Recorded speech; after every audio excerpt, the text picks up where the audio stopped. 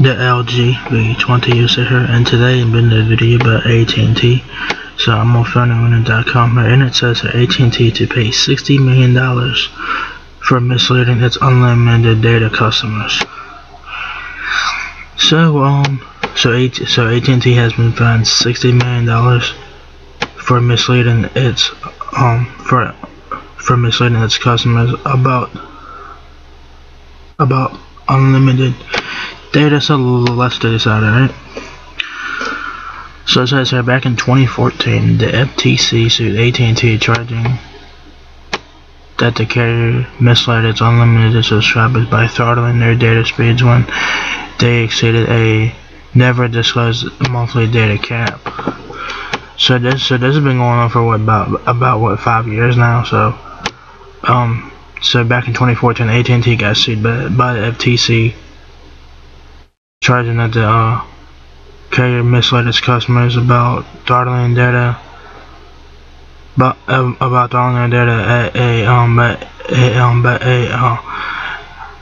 a never disclosed amount of data, a monthly cap there. So that's why AT&T got sued back then.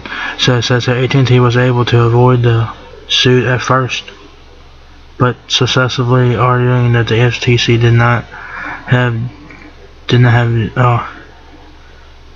jurisdiction over it. But last year, a federal appeals court in San Francisco reversed that decision, and this past August, both sides reached a settlement. Today, the amount of that settlement was disclosed in a press release from the FTC after the agency voted 4-0-1 in favor of the agreement. Commissioner Rebecca Kelly Slaughter was recused. Okay. So according to the announcement, AT&T will pay $60 million for failing to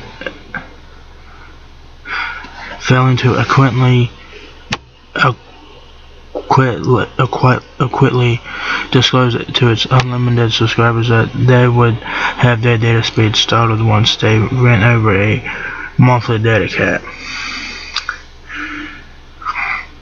The agency accused the carrier of throttling data speeds of customers who used as little as 2 gigabytes of data during a billing cycle by as much as 95% starting in 2011. So this goes all the way back this goes all the way back to 8 years ago. Wow, 8 fucking years. Crazy, So so it's saying here that AT&T will throttle your data at 2 gigabytes possible, There was no disclosed data cap from AT&T during these plans. This was way back in the day. This was when Verizon still had unlimited data. That's when they still had it back in 2011. But then AT&T, everyone went to share data plans and shit. So, it says the unlawful throttling affected more than 3.5 million AT&T customers by October 2014. Of course, it says here again, AT&T will put $60 million into a fund that will reimburse those affected by the throttling. So if you were affected by this, you guys get reimbursed. So yeah, this is here's a quote from the director of the FTC's Bureau of Consumer Protection, Andrew Smith, and he says, quote, AT&T promised unlimited data with that qualification and failed to deliver on that promise, quote, end quote. Then he goes on to say, quote, while it seems obvious, it bears repeating that internet providers must tell people about any restrictions on the speed or amount of data promised, end quote. The $60 million will go into a fund that will be used to pay partial refunds to current and former AT&T customers who signed up for unlimited data before 2011. So if you guys had AT&T way back then, and y'all got signed up for the unlimited data plans for 2011, y'all guys could be getting a little bit of money coming your way. Says, but ended up throttling by the carrier. Those affected will not have to file claims. Current AT&T subscribers will get a bill credit, while others will receive a check. So, I guess if you're a current AT&T customer and you've been with AT&T for a long time, you guys will get bill credits. If you're not with AT&T anymore and you were affected by this, you guys will get a check. So, that's good. It says FTC Commissioner Rohit Chopra issued a statement in which he said that AT&T's unlimited data subscribers could have kept paying for limited, unreliable service, paid the penalty to switch to a carrier with better service, or pay a price hike to get the unlimited data service they had been promised. But none of those are good options. He also pointed out that AT&T, which had exclusively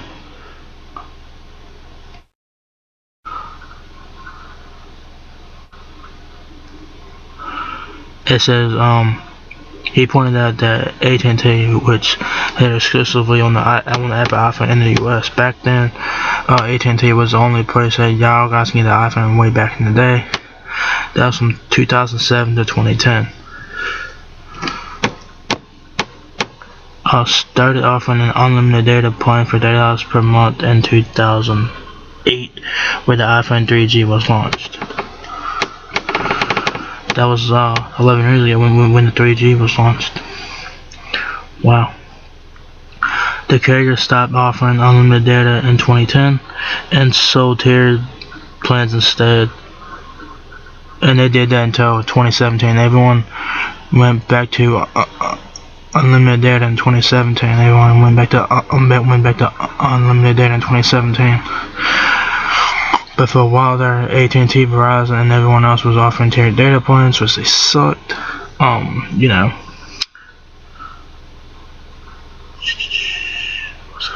It says which kept data and charged high penalties for overages. That's the one thing about tiered data plans. You could get charged overages, depending on what carrier you had. I think it was like $5 to $10, $15 per gigabyte overage your data allowance there. So overages was a thing back then. It's not really much of a thing now. Not really, because everyone has unlimited data now. So overages is not really an issue today. Not really. The commissioner explains AT&T motives this way. Quote, AT&T wanted their rewards without the risk, so it turned its offer to an unlimited data plan into a bait and switch scheme that victimized millions of Americans. Subscribers were lured in with promotion of unlimited data services for a fixed fee, trapped into multiple years of service by punitive termination fees, and then forced to switch to a more expensive tier plan with overage fees to actually receive the unlimited data they were promised.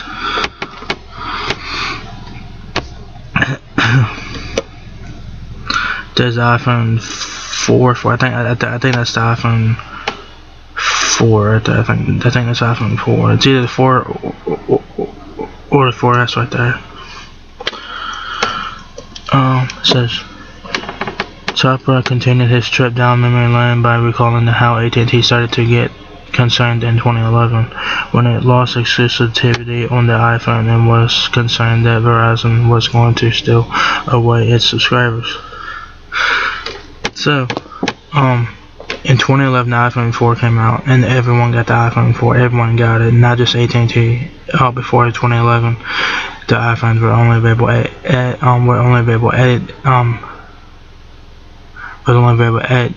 one carrier, but in 2011 the iPhones was available to everyone, which was a good move because it would give more people to try the iPhone and get the iPhone and stuff like that. Yeah, back then AT&T had exclusivity on the iPhone from 2007 to 2010, and then 2011, like I said, everyone got the iPhone. Sprint got it. Verizon. T-Mobile did not get the iPhone until the iPhone 5. T-Mobile did not get their first iPhone until 2012, I think it was. So yeah. So Verizon and Sprint got the iPhone 4 and stuff like that. It says, as he puts it, quote, to hold on to customers who might switch to the competition, AT&T marketed an unlimited data plan that was not actually unlimited. It also says here, AT&T subscribers who sign up for newer phones with unlimited service were likely those who intended to use the most data instead coverage, end quote. At the throttled data speeds, the iPhones and internet. It says at the throttled data speeds, the iPhone's internet related features were practically unusable, and subscribers who were locked into long-term contracts weren't allowed to leave without paying on the was not allowed to leave without paying an ETF, was early termination fee. So you know, when the obviously you guys know that if you guys have prepaid or whatever, you guys know that they'll throttle your data too. You know, they'll throttle your data. So when your data gets started, your data is unusable. Does not matter what carrier you have, they'll throttle your data down to basically useless. If you guys have hotspot on your if you guys have hotspot on your plan, they will throttle your hotspot. Doesn't matter what carrier you have. Verizon throttles hotspot, Sprint, T-Mobile, AT&T, they all throttle hotspot. Does not matter what plan you have. Doesn't matter if you have the highest tier plan. They all throttle hotspot to a slower speed. Okay.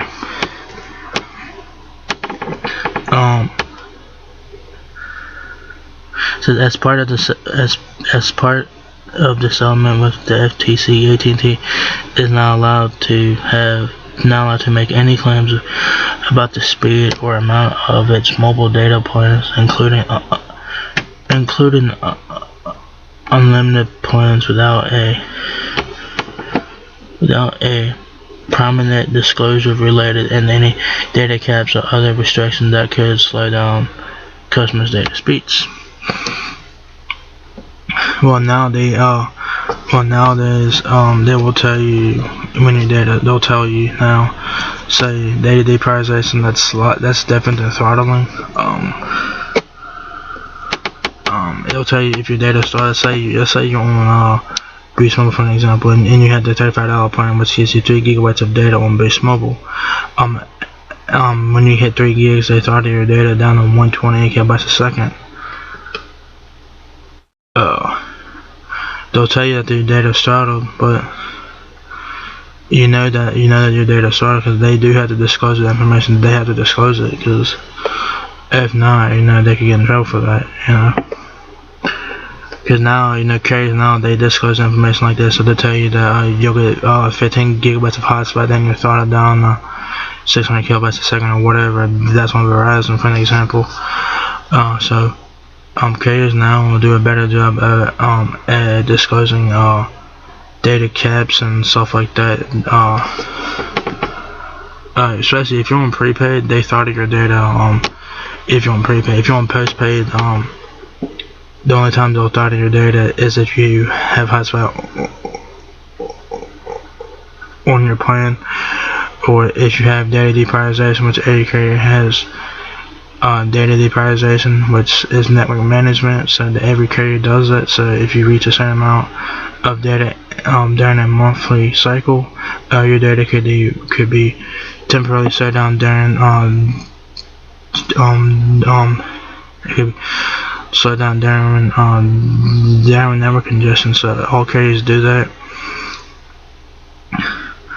But especially if you're on prepaid, though, they'll slaughter your. If you're on like a prepaid plan, let's say you're on like a Boost Mobile $35 plan, they will slaughter your data for the rest of the month. I would rather be deprioritized, because at least if I'm deprioritized, at least I know my data goes back to normal soon. If I'm throttled, my data started for the rest of the month. I'd rather be deprioritized than throttled, because if you're throttled, you're throttled for the rest of the month. So do keep that in mind. So so data deprioritization is different than throttling. They do throttle your data during they'll throttle your data if the network is busy and congested and stuff like that. But when the network starts to pick back, if the network starts to get faster again, your data speeds will return to normal. That is data deprioritization. Throttling, it's different. Let's say you hit 3 GB on Boost Mobile, your data is started after 3 GB on Boost Mobile $35 plan, for an example. So I would rather be deprioritized than throttled, because if you're throttled, you're throttled for the rest of the month. So do keep that in mind. So yeah, I want to know who had AT&T back in the day, and did you guys have one of their plans back in the day that offered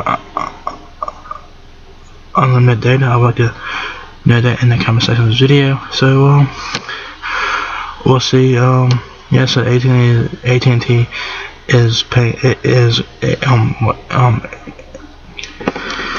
AT&T is going to pay $60 million for misleading its customers about unlimited data.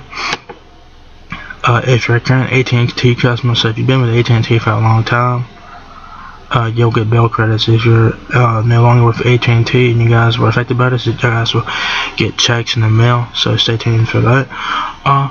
So what did you guys think about this? And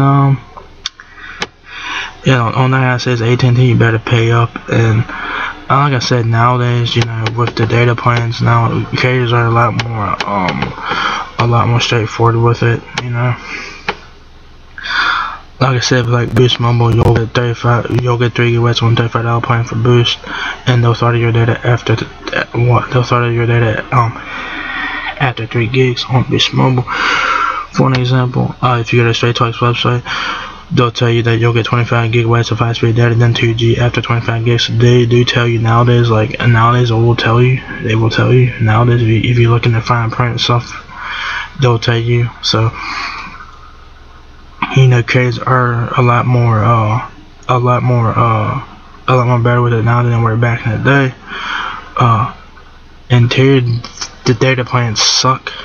Yeah, I don't know if you guys had tiered data plans. Some of you guys had those, cause those suck. Cause averages fucking suck. Like I said, averages is not really a thing now. I mean, this, you know, averages is not really a thing right now, cause everyone has unlimited data now. So averages, it's not really a thing right now. So yeah. So what did you guys think about AT&T having to pay $60 million for misleading its unlimited data customers? I like to know that as well. And I was also like to know, was you guys affected by this? I would like to know that as well. And yeah. So AT&T, you better pay up, and you better pay up AT&T, I'm telling you. So yeah, that's pretty much it. So if you guys enjoyed this video, give me a thumbs up. You guys have listened a lot. Please rate, comment, subscribe. Thank you very much for watching my video, and I'll catch you guys in the next one. Peace out.